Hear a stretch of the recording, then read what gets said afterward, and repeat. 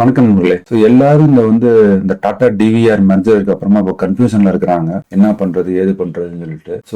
அதாவது number of shares கம்மியா வந்திருக்குது, கால்குலேஷன் புரியல அப்படின்னு சொல்லி மெசேஜ் அனுப்புறாங்க, கமெண்ட் போடுறாங்க, என்கிட்ட கேட்கறாங்க. அதுக்காக தான் இந்த வீடியோ போட்டேன். இந்த கால்குலேஷன் ஷீட் நான் வச்சிருக்கேன். நீங்க இதை டவுன்லோட் பண்ணி நீங்களும் பார்த்துக்கலாம். பேசிக்கலி என்னன்னா, இப்போ ஃபார் எக்ஸாம்பிள் நீங்க 60 ஷேர் டிவிஆர் வச்சிருந்தீங்கன்னா கன்வர்ஷன் ரேஷியோ 10:7, அதாவது ஒவ்வொரு 10 ஷேருக்கும் உங்களுக்கு 7 ஷேர் கிடைக்கும். சரிங்களா?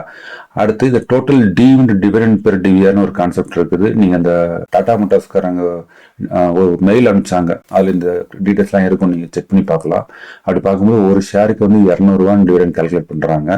அப்போ மொத்தமா பாத்தீங்கன்னா 12,000 டிவிடெண்ட். இதுல 10% டாக்ஸ் பிடிப்பாங்க. அது 1,200. நம்ம கன்வர்ஷன் நடக்கும்போது டாடா மோட்டார்ஸோட பிரைஸ் அப்ராக்சிமேட்லி 977 1000 ருபீஸ்க்குள்ள இருந்தது. நான் இப்போ இது கரண்ட் பிரைஸ்ல காமிக்குது. அப்படி இருக்கும்போது இந்த டாக்ஸ் 10% டாக்ஸ், அதாவது 1,200 ஷேர்ஸ் சோல்டு, அதாவது டிடிஎஸ் ஷேர் 1.23 ஷேர் அவங்க உங்ககிட்ட பிடிக்கணும். சரிங்களா? அது பிடிச்சாங்கன்னா இப்போ உங்களுக்கு திரும்ப பாக்கி உள்ள ஷேர்ஸ் பாத்தீங்கன்னா 40.77 வரும். ஆனா இந்த 0.77 நம்மளால மேனேஜ் பண்ண முடியாது. நம்ம எல்லாம் இந்த மாதிரி ஷேர்ஸ் எல்லாம் நம்ம இந்தியால கிடையாது.